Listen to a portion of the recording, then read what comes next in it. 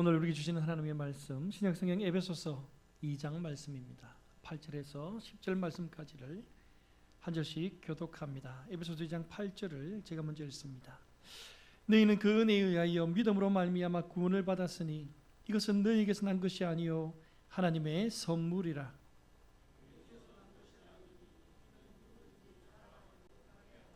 함께 읽습니다. 우리는 그가 만드신 바라 그리스도 예수 안에서 선한 일을 위하여 지으심을 받은 자니 이 일은 하나님이 전에 예비하사 우리로 그 가운데서 행하게 하려 하심이니라. 아멘. 오늘 예배 자리에 남성분들과 여성분들이 앉아 계십니다. 그래서 제가 퀴즈를 하나 내볼까 합니다. 성경적으로 볼 때 남자와 여자 중에 하나님께서 만드신 작품이라면 누가 더 잘 어울릴까요? 남자일까요? 여자일까요?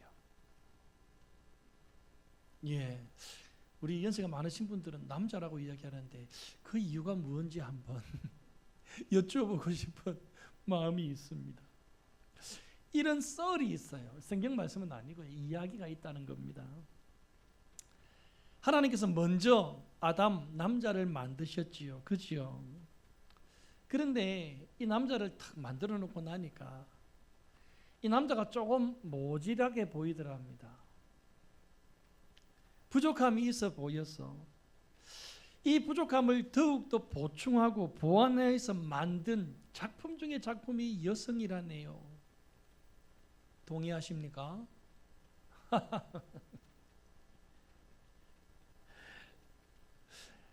남자를 재활용해가지고 남자의 못난 부분들을 메꾸어서 완벽하게 만든 작품이 여성이래요. 여러분, 남성과 여성이 다르지만 우리가 순서를 가지고 누가 더 좋다 나쁘다를 이야기하는 것은 조금 모순이 있어 보입니다. 하나님께서 똑같이 아름답게 선하게 작품으로 만드셨다는 것, 그 이야기를 제가 설교 서두에 잠시 해볼까 합니다. 햇볕 같은 이야기라는 책에 보면 이런 말이 나옵니다. 하나님이 만든 피조물 중에 가장 아름답고 탁월한 걸작품은 여자다.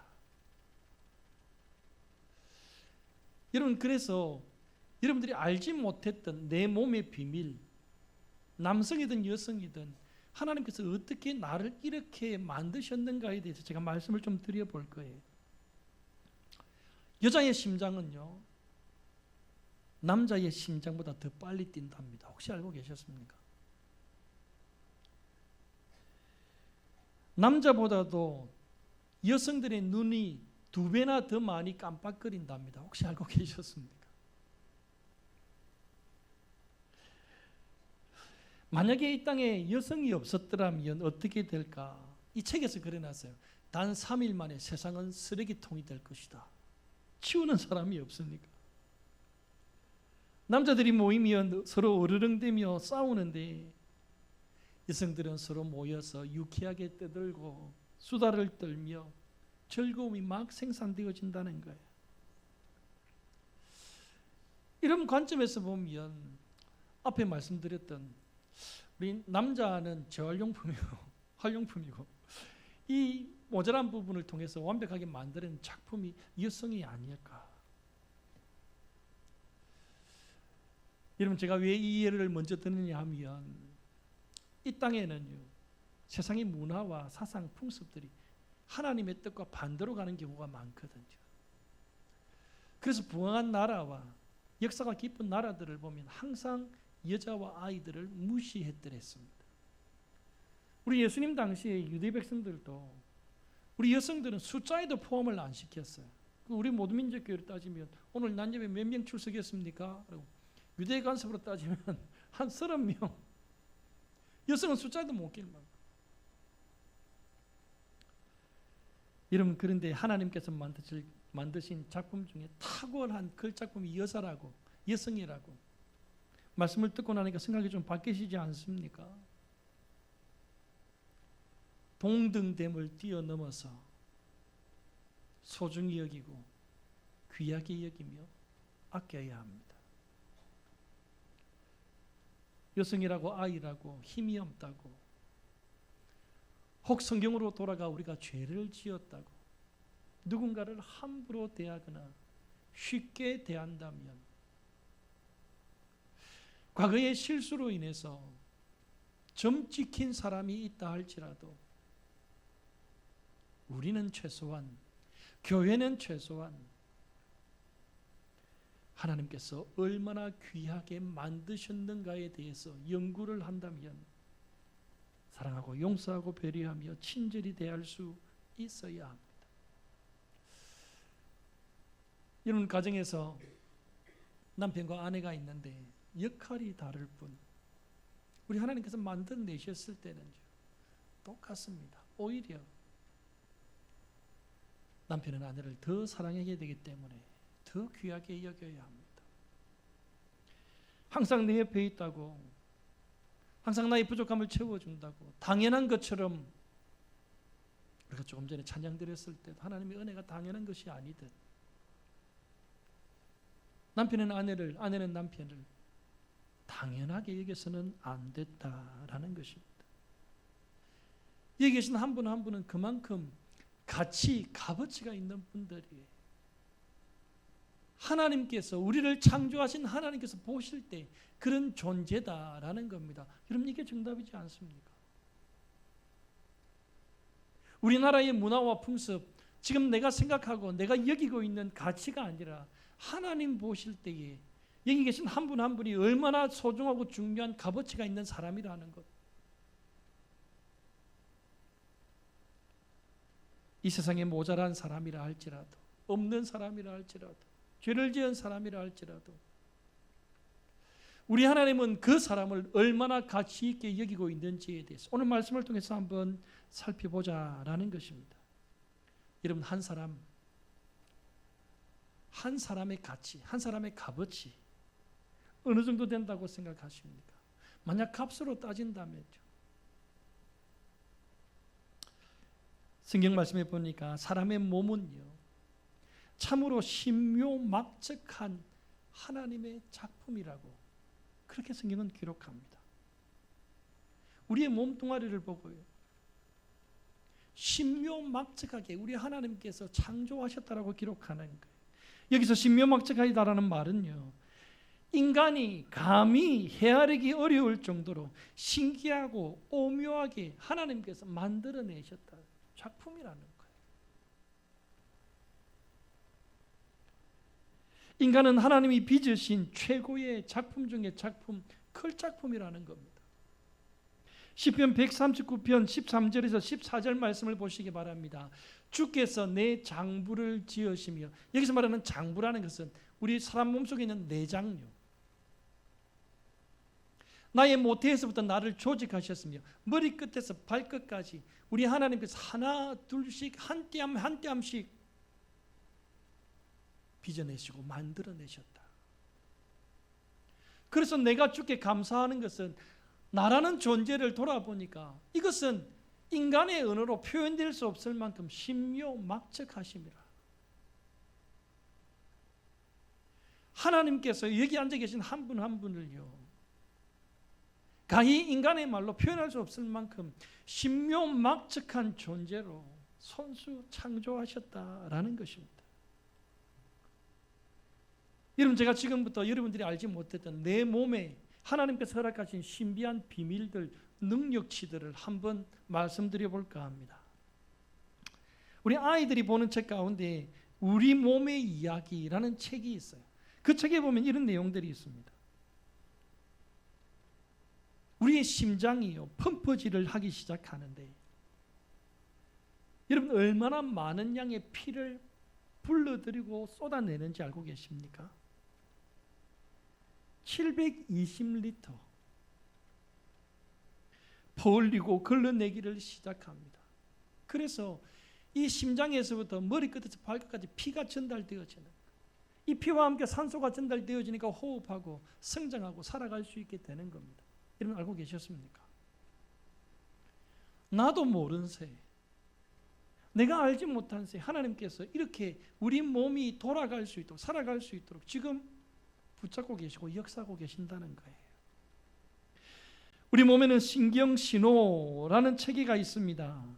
우리 몸 안에서요, 이 신경이 보고 듣고 느끼고 우리 몸을 움직이기 위해서 이 신경신호가 지금 살아 역사하는데, 이 신경신호는 1시간 동안 거리로 따지니까 432km, 부산에서 서울 가는 거리. 내가 보는 순간 이 신경신호가 쫙 본다는 것을 내 온몸이 알 수 있게끔 그렇게 만들어 간다는 거예요. 끊임없이 신경체계가 움직이고 있기에 오늘 우리가 살아있고 이 자리에 앉아 있는 겁니다. 여러분, 우리 얼굴에 붙어 있는 코요, 하나님께서 호흡하라고 주셨는데 어디 그뿐입니까? 냄새를 맡으라고 주셨잖아요. 어떤 연구가 그 연구해 보니까 우리의 코로 1만 가지 이상의 냄새를 맡는답니다. 우리 그냥 아무도 모르니까 단순하게 좋다, 싫다, 향기롭다, 아니면 좀 성가시다, 기분 나쁘다, 이 정도로 알고 계셨죠. 이 코 하나가 1만 가지의 냄새를 구분한답니다. 여러분, 우리의 귀는 어떻습니까? 기가 막히다라는 이 표현이 있는 것처럼 하나님께서 만드신 이 귀를 보면요, 알면 알수록 기가 막힙니다. 소리를 듣고 들음으로써 움직이고, 특별히 우리의 영은 어떻습니까? 믿음은 들음에서 나고 귀를 통해서 들을 때에 이 말씀이 믿음이 되고 믿는 순간 하나님의 능력을 경험하게 되지요. 그런데 이 귀의 기능, 이 귀의 능력은요, 더한 특별합니다. 여러분, 제가 지금 이 자리에 서 있는데요, 우리가 서 있는 것은 이 귀가 가지고 있는 능력 때문입니다. 예, 우리 전사님, 우리 저분 좀 바깥으로 인도하셔서 상담해 주시고, 예, 우리 교육자들 가만히 앉아 있지 말고 좀 역할을 해 주시기를 바랍니다. 예. 이 귀는요, 우리를 서 있게 하고 달려가게 하고 걸어가게 합니다. 달팽이관 이야기 들어보셨죠? 그래서 달팽이관에 무리가 생기면 사람이 서 있지를 못해요. 균형을 이루지 못해요. 이 귀의 기능입니다. 뿐만 아니라 이 달팽이관 옆에는요, 3차원을 인지하는 세반고리관이라는 것이 붙어 있습니다. 이 세반고리관이라는 것은 말하자면 우리 감각적으로 동시에 무엇이든지 할 수 있도록 조절하는 그런 관입니다. 이를테면 지금 제가 서 있잖아요. 서 있는 상태에서 보고 듣고 생각하고 말하고 설교합니다. 동시에 제가 이 모든 것을 할 수 있는 능력을 이 세반고리관이 관여한다는 거예요. 뿐만 아니라 우리의 귀에요, 들리는 소리, 세상의 모든 소리를 파장이라고 이야기하는데 하나님께서 우리 귀를 어떻게 만들어 놓으셨는가 하면, 너무나 큰 소리, 우리가 감당하지 못한 소리는 듣지 못하도록 필요한 말만, 들을 수 있는 말만 들을 수 있도록 그렇게 귀를 만들어 놓으셨다는 거예요. 여러분 알고 계십니까? 지금도 지구는 돌고 있어요. 스스로도 돌고 있고 태양을 중심으로 또 크게 돌고 있습니다. 자전, 공전, 우리가 이렇게 이야기합니다. 우주학자들이 이야기하는 거예요. 지구가 돌 때에, 크게 돌 때에 얼마나 엄청난 소리가 나는지. 우주가 움직이는 소리가 아무리 클지라도 하나님께서 우리 귀를 만드실 때에 그 엄청난 소리는 귀에 들리지 않도록 만드시나요? 필요한 말을 듣고 속삭이는 말을 듣고 사랑하는 말을 들을 수 있도록. 여러분, 그래서 이 인공적으로 만들어진 귀를 보면 답답하기 그지없어요. 그냥 소리가 들리는 그 정도. 근데 이런 기능이 없다는 거예요. 하나님께서 우리의 몸을 신묘막측하게 만드셨는데요. 여러분, 자동차를 만드는데 부속이 몇 개 정도 들어간다고 생각하십니까? 약 13,000개 정도 들어간답니다. 비행기는요, 안전하고 튼튼하게 하기 위해서 더 많은 부속품이 필요하지 않겠습니까? 300만 개의 부속품이 필요하답니다. 달도 가고 이 화성도 가고 하는 우주선을 만드는 것은 500만 개의 부속품이 필요하답니다. 여러분, 그런데 사람의 몸, 우리 세포를 조직하고 있는 그 세포 조직을 현미경으로 들여다보니까요, 100조 개가 넘는 세포들이 사람의 몸을 구성하고 있대요. 그럼 어떻게 사람이 이것을 만들 수 있겠습니까? 우주왕복선은 만들어도 사람의 피부, 사람이 만들어낼 수 없는 거지요. 하나님만이 만들 수 있는 거지요. 우리가 눈에 보지는 않지만 우리 몸 안에 혈관들이 있지 않습니까? 뭐 대동맥 큰 피를 널리 보내는 혈관도 있고, 모세세포처럼 이 혈관처럼 작은 피를 몸 끝까지 보내는 혈관들도 있고.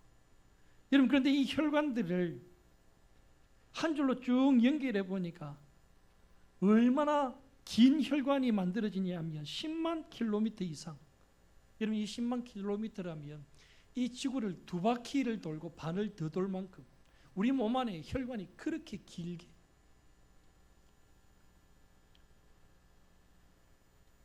머리카락 한 가닥이요 평균 3kg의 무게를 견뎌내게 하나님께서 만드셨답니다. 어떻게 이것이 하나님의 작품이 아니면 도저히 설명이 불가능할 만큼 우리의 몸이 신묘막측하게 그렇게 지어져 있지 않던가라는 겁니다. 우리가 일생을 살면서 우리 뇌의 기능을 발전시키고 뇌 건강, 뇌 호흡 그런 말을 쓰는데요. 여러분, 하나님께서 이 뇌에 온 우주를 담아서 다 알 수 있게 이야기해 주셨는데 일평생 사람이 살면서 이 뇌를 5%밖에 활용을 못한대요. 엄청난 잠재력이 남아있게 됩니다.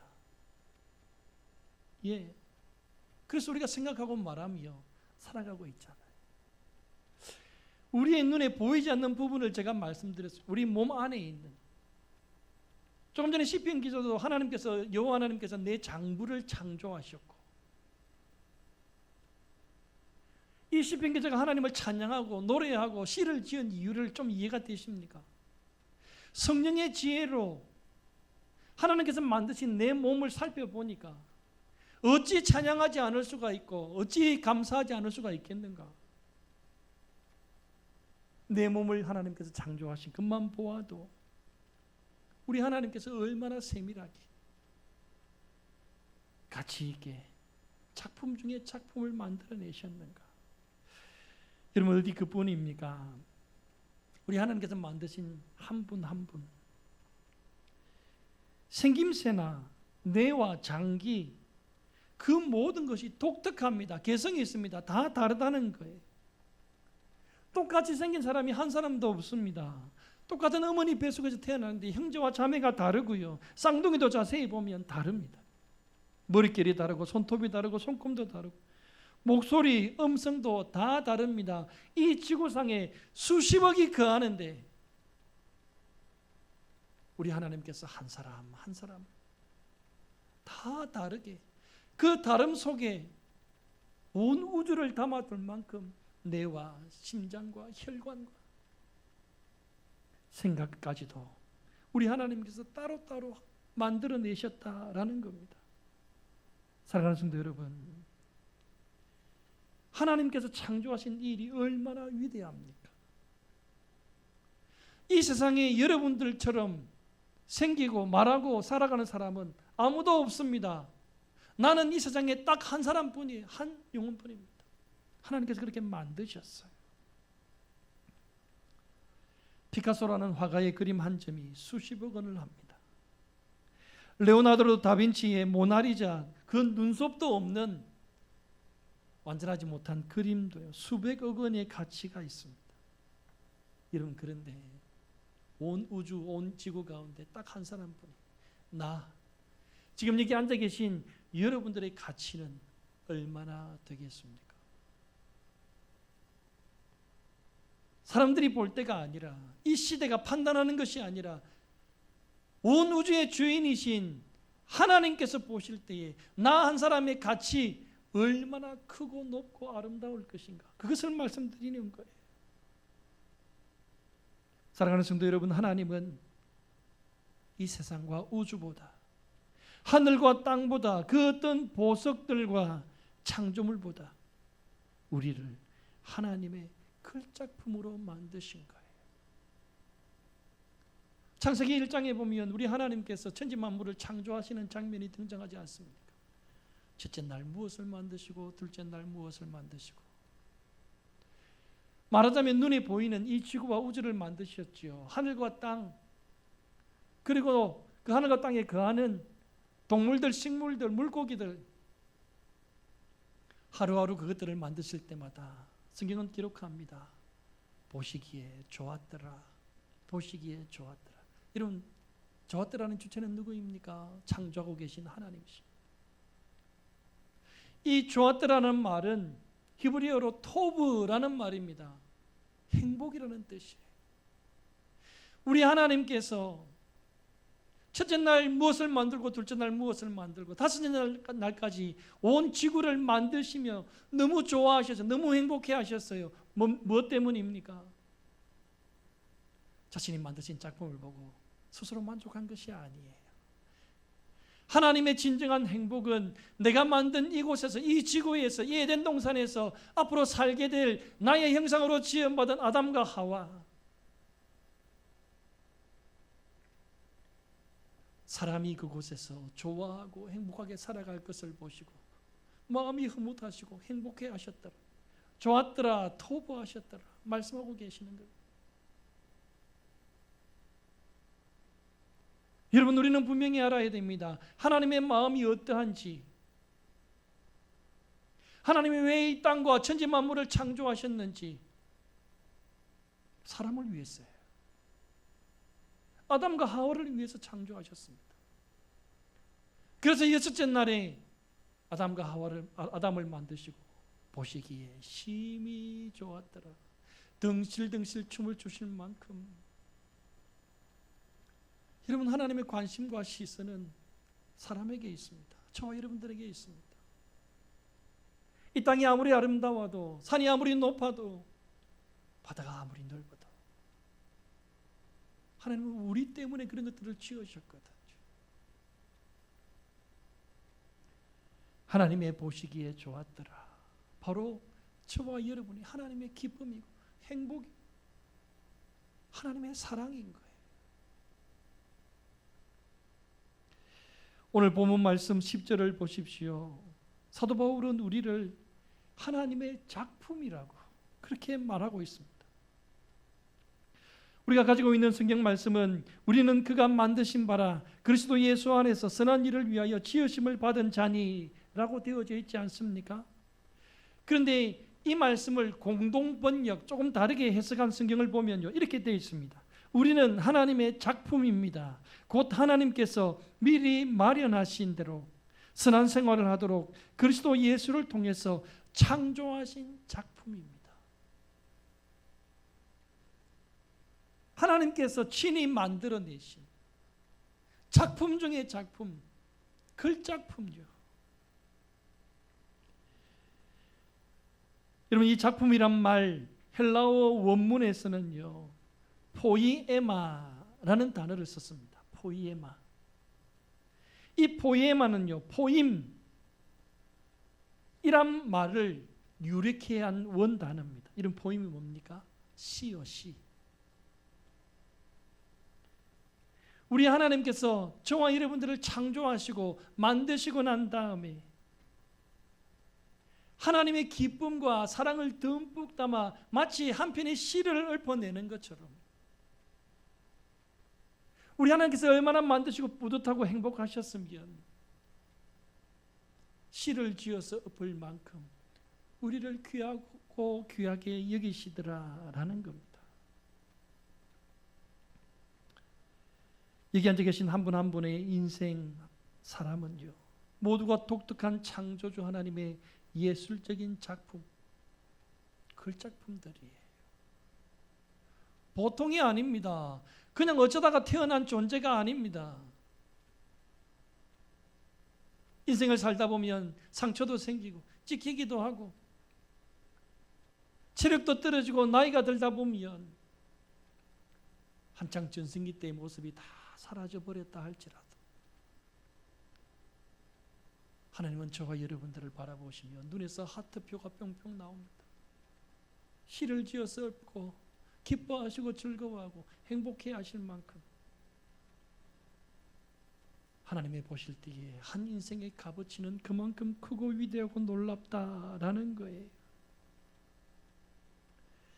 여러분, 걸작품이라는 말을 영어로 한번 제가 살펴보니까요, 마스터피스, 두 단어가 합쳐진 뜻입니다. 마스터는 주인을 의미하지요. 피스는 조각. 주인의 한 부분, 주인이 만든 조각. 우리가 하나님의 걸작품이라는 것은 저와 여러분들이요, 하나님의 한 부분이고 하나님께서 만드신 조각이라는 뜻입니다. 그러므로 나를 본다는 것은 나를 만드신 하나님을 본다는 뜻이고, 우리 모두는 주인이 만든 그 위대한 작품, 걸작품 중에 하나라는 사실이죠. 사랑하는 성도 여러분, 이것이 정답입니다. 이것이 말씀입니다. 이 말씀에서 벗어나 나를 함부로 대하고 나를 쉽게 여기며 자해하거나 자살하는 것은 하나님의 뜻이 아니죠.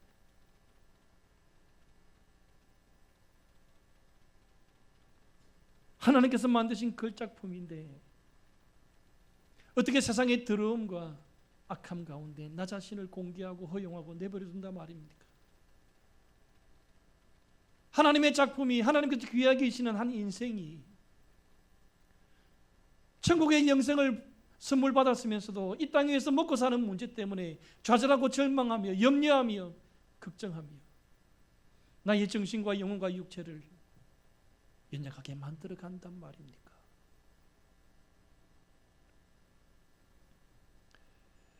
이런 위대한 화가일수록 그림을 완성하면 자신의 족적을 남겨요. 무엇이지요? 사인을 남깁니다. 항상 그림 끝에 마지막에 이것은 누구누구의 작품입니다. 여러분 알고 계세요? 저와 여러분들을 만드시고 하나님께서 우리에게 하나님의 사인을 남기셨어요. 사도 바울은 갈라디아서 6장 17절 말씀에 이렇게 이야기합니다. 내가 내 몸에 예수의 흔적을 가졌노라. 흔적은 마크한다는 거예요. 새긴다는 거예요. 지울 수 없도록 저와 여러분들의 몸에, 영혼에, 인생에 예수 그리스도라는 흔적을 새겨 넣으시고, 이것이 너는 나의 작품이야. 내가 너를 만들었어.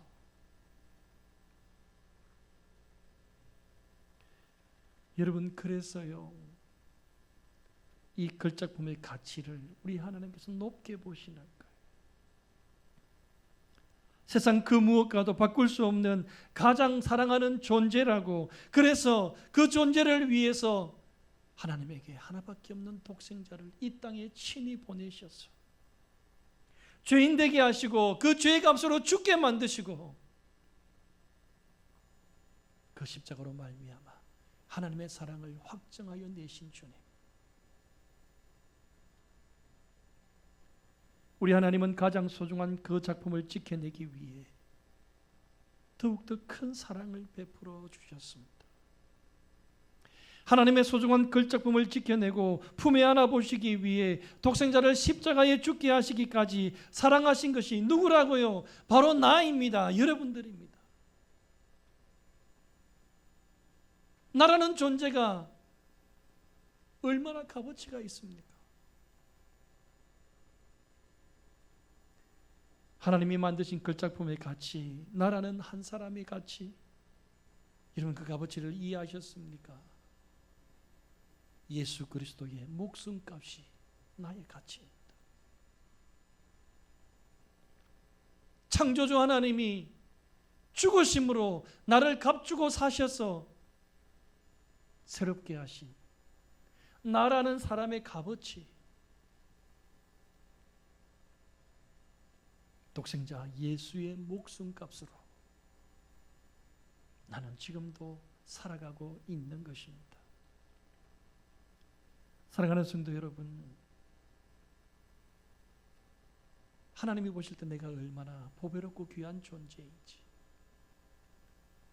그래서 은혜를 베푸시고, 그래서 피할 길을 여시고, 그래서 도와주시고, 그래서 함께하고 계시지 않습니까? 세상 끝날까지 함께 하시겠다고 약속하시며 말씀이죠.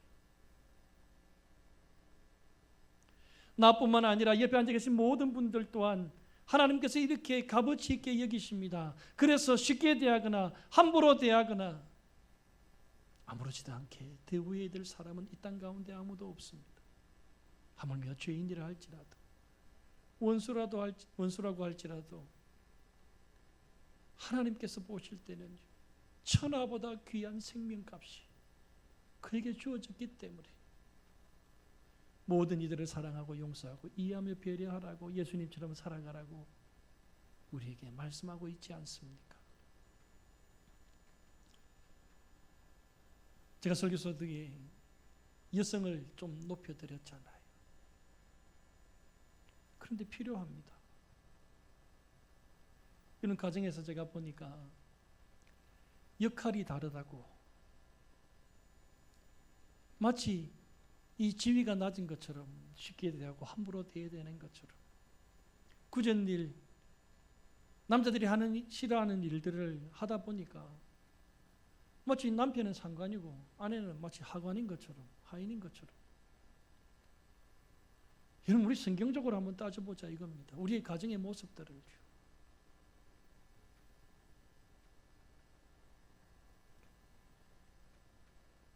그래서 남편은 아내를 사랑해야 합니다. 아내는 남편에게 복종해야 합니다. 이것이 성경입니다. 그러면 그 가정에 기쁨과 평안이 있을 수밖에 없지요. 부모는 자녀들에게 사랑으로 대해야 되고 말씀으로 양육해야 되고 가르쳐야 됩니다. 자녀들은 부모님을 공경해야 합니다. 그러면 그 가정이 천국이 이루어집니다. 하나님의 나라와 통치가 나타나게 되는 것입니다. 행복하지 않을 수 없는 행복이 주어지게 된다라는 것입니다. 우리가 이 말씀에서 떠나니까, 이 말씀에서 벗어나니까 서로를 무시하고 함부로 대하고 쉽게 대하고 사랑이라는 관계가 깨어지니까 가정도 흔들리는 것이 아닐까요? 남편 여러분, 우리의 아내를 하나님의 걸작품으로 아시고 사랑하고 존중하셔야 합니다. 아내된 여러분, 창조의 질서를 따라 하나님께서 남편을 먼저 세우셨다는 것은 순서입니다. 엄연히 존재합니다. 존중하고 배려하며 복종할 수 있어야 합니다. 그래서 하나님께서 만드신 가정 행복의 원리, 천국을 주시는 원리, 아무라도 함부로 대할 수 없는 것.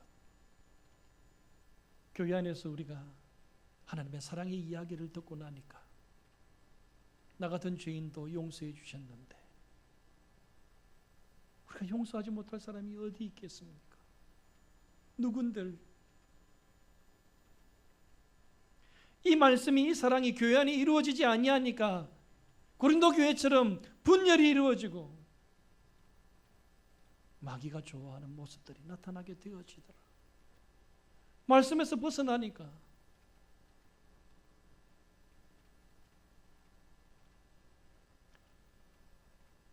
우리 하나님은 저와 여러분들을 가장 값어치 있는 존재로 만드셨어요. 그 누구도 흉내낼 수 없게끔 다 다르게, 다 각자의 모습으로 손수 빚어 저와 여러분들의 인생을 창조하셨어요.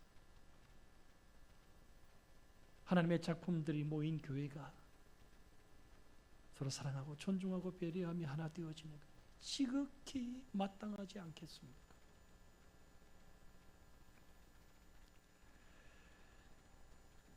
자동차가 많지 않았던 40-50년 전에 이태리 로마에서 이런 일화가 있었습니다. 교황이 탄 차 이야기입니다. 여러분, 교황은 운전수가 붙어 있기 때문에 운전면허증이 없었다고 합니다. 그런데 교황이요, 짬짬이 이 운전수에게 운전을 배워가지고 면허증을 취득하고 이제 초보 운전을 할 수 있을 만큼 되었다고 합니다. 하루는 퇴근길에 교황이 운전사에게 이렇게 이야기합니다. 자네가 뒷자리에 앉게, 내가 한번 운전을 해볼 테니. 그래서 교황의 자리에 운전수가 앉고 운전수의 자리에 교황이 앉아서 그렇게 길을 가는 거예요.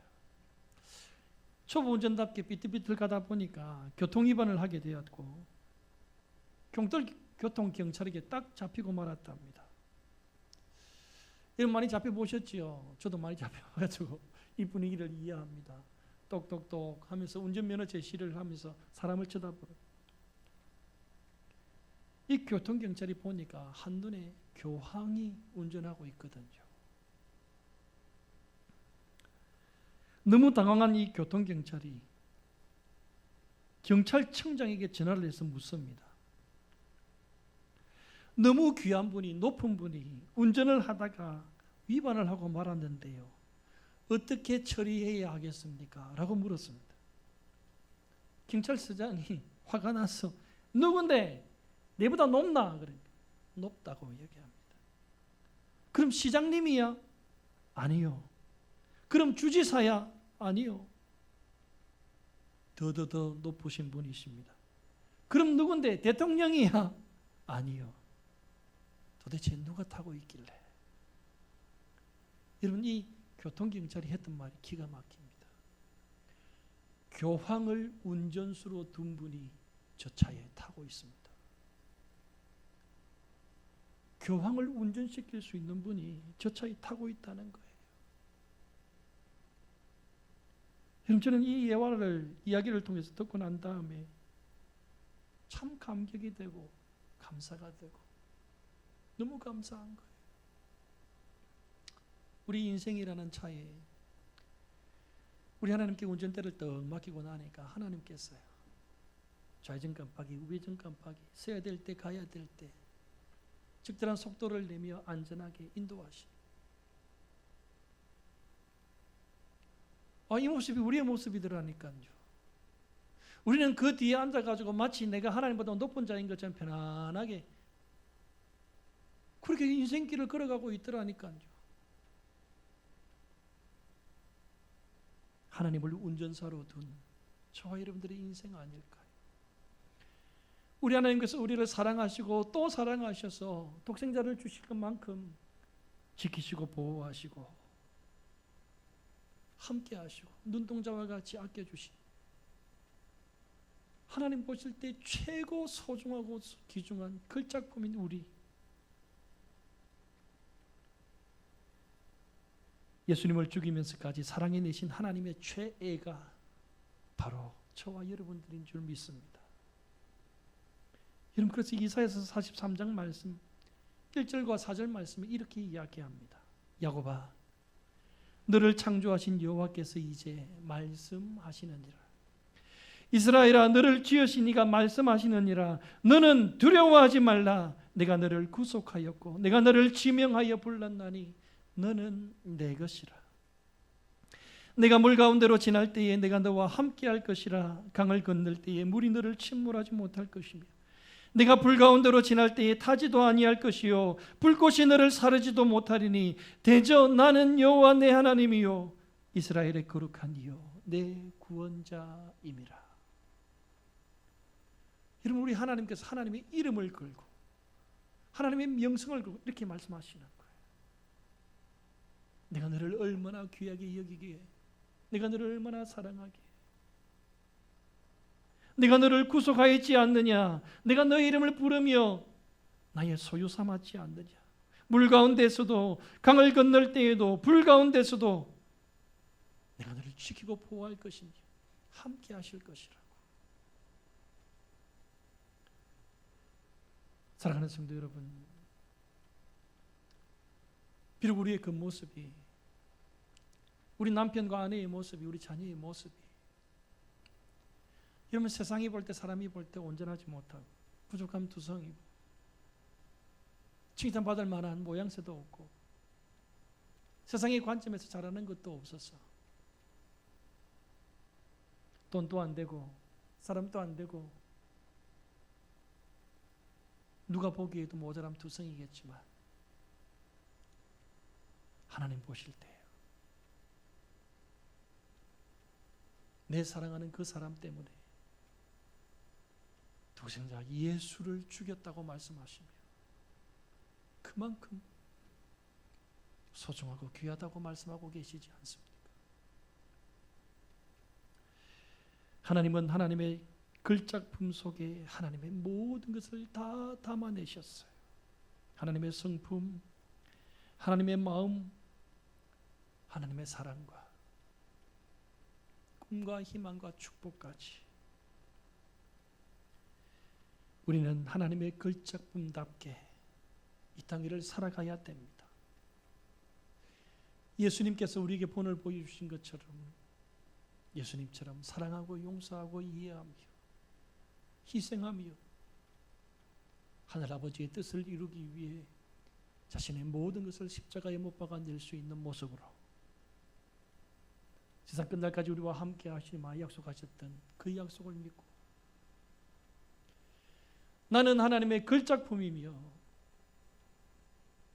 가장 소중한 존재이며 하나님의 사랑받는 자녀임을 알고